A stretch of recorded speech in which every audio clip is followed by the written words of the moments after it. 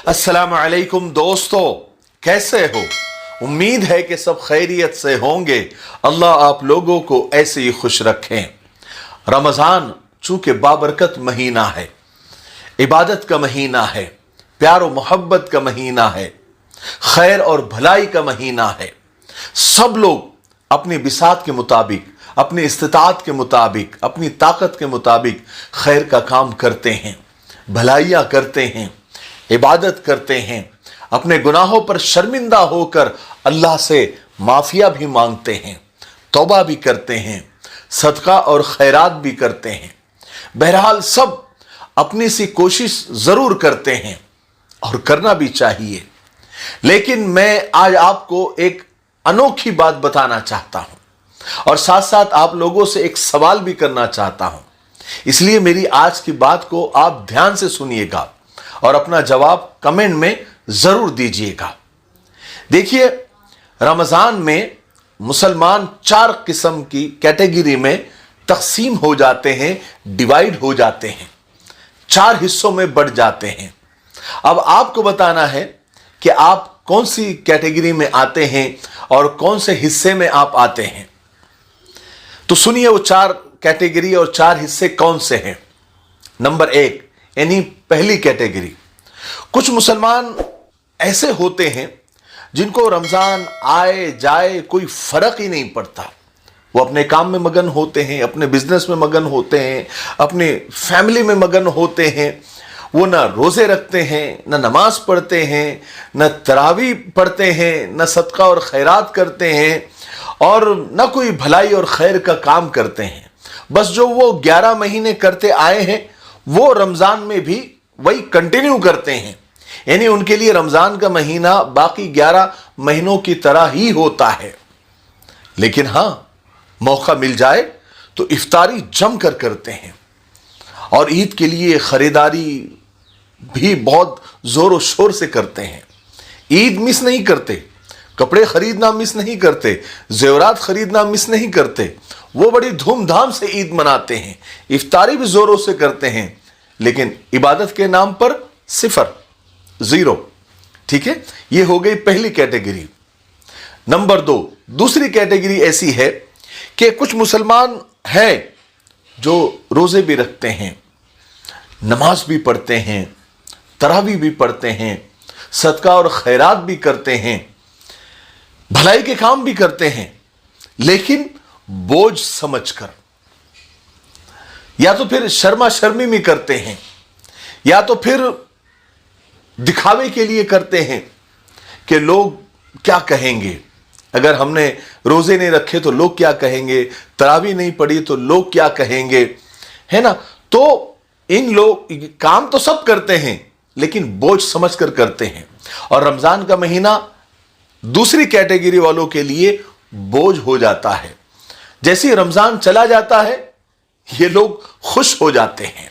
तीसरी कैटेगरी में वो लोग होते हैं जो रमजान आता है तो खुश हो जाते हैं, फिर खूब शौक और ज़ौक़ से रोजे रखते हैं, तरावी भी पढ़ते हैं, तहज्जुद भी पढ़ते हैं, सहरी को बराबर उठ भी जाते हैं, इफ्तारी को भी इबादत समझकर करते हैं, सदका और खैरात भी करते हैं, ज़कात भी निकालते हैं, लोगों के साथ भलाई भी करते हैं, गमखारी भी करते हैं। यानी कुल मिलाकर रमजान के महीने को गनीमत जानकर रमजान का खूब फायदा उठाते हैं। चौथी कैटेगरी में वो खुशनसीब लोग होते हैं जो 2 महीने पहले से ही रमजान का इंतजार करते हैं, रमजान की यानी आने वाले रमजान की तैयारी करते हैं। रमजान उन खुशनसीब लोगों के लिए एक नेमत, एक मौके से कम नहीं होता और वो रमजान के इंतजार में रजब में भी रोजे रखते हैं, शाबान में भी रोजे रखते हैं और फिर रमजान आ जाए तो फिर क्या ही कहने। रमजान ऐसा गुजारते हैं जैसा ये रमजान उनके लिए आखिरी हो। वो खूब नेकियां बटोर लेते हैं और अपनी आखिरत के लिए खूब जखीरा जमा कर लेते हैं।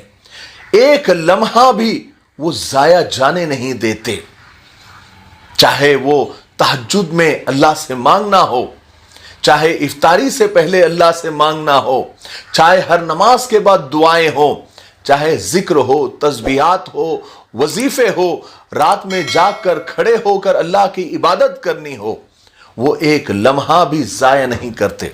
अपने कारोबार को 1 महीने के लिए बंद कर देते हैं और सिर्फ अल्लाह की इबादत करते हैं। लोगों के घर और महल्ले में और गांव गांव जाकर गरीबों ज़रूरतमंदों को तलाश करते हैं और उनके लिए उनकी मदद करते हैं। तो ये 4 कैटेगरी होती है जिनमें मुसलमान, यानी रमज़ान में मुसलमान इन 4 कैटेगरी में तकसीम हो जाता है। अब आप खुद सोचिए और अंदाज़ा लगाइए और अपने आमाल पर, अपने मामूलात पर गौर कीजिए कि आप अपने आप को किस कैटेगरी का मानते हैं। कमेंट में ज़रूर बताइए। लेकिन कहीं अगर आपको इखलास रोक रहा है कमेंट में लिखने से, तो अपने ज़मीर से पूछिए कि आप किस कैटेगरी में आते हैं। अगर आप पहले और दूसरे कैटेगरी में आते हैं तो दुआ कीजिए कि अल्लाह ताला हमें तीसरे कैटेगरी में लेकर आए, और अगर आप तीसरे कैटेगरी में आते हैं तो दुआ करें कि अल्लाह ताला हमें चौथे कैटेगरी में लेकर आए। लेकिन कम से कम तीसरे और चौथे में तो आने की सबने कोशिश करनी चाहिए। मुझे उम्मीद है कि हम अपना जायजा जरूर लेंगे और तीसरे और चौथे कैटेगरी में आने की कोशिश जरूर करेंगे, क्योंकि अभी रमजान काफी दिन बचे हुए हैं। तो अभी भी मौका है, गया नहीं है। जब तक सांस है तब तक आस है। इसलिए कोशिश करें, अपने कारोबार को मुख्तसर करें और रमज़ान के मौके को गनीमत जाने। आप खुद सोचिए ना, पिछले रमज़ान में कोरोना चल रहा था, कितने लोग हमारे साथ थे जो हमारे साथ सहरी करते थे, हमारे साथ इफ्तारी करते थे, हमारे साथ तरावी पढ़ते थे, लेकिन आज कब्रों में हैं। अल्लाह ना करे, अल्लाह ना करे, पता नहीं अगला रमज़ान हमारे हिस्से में है या नहीं, हमारे मुक़द्दर में है या नहीं। तो इसी रमज़ान को हम गनीमत जाने। वो किसी शायर ने कहा है ना कि जिंदगी जीस्त के साए में तुले या ना तुले, अपना मुंह अपने हाथ से धुले या ना धुले। हम तो इसी रात के सजदों को गनीमत जाने, क्या पता सुबह आँख खुले या ना खुले। ठीक है, तब तक मेरे लिए, पूरी उम्मत के लिए, पूरी इंसानियत, पूरी मानवता के लिए और हमारे प्यारे मुल्क भारत के लिए और यहाँ की अमन शांति, तरक्की, उन्नति के लिए और फ़िरका परस्तों की फ़िरका परस्ती से अल्लाह ताला हमारे प्यारे मुल्क की हिफाजत फरमाए, ये भी दुआ करें। अस्सलामु अलैकुम व रहमतुल्लाहि व बरकातहू।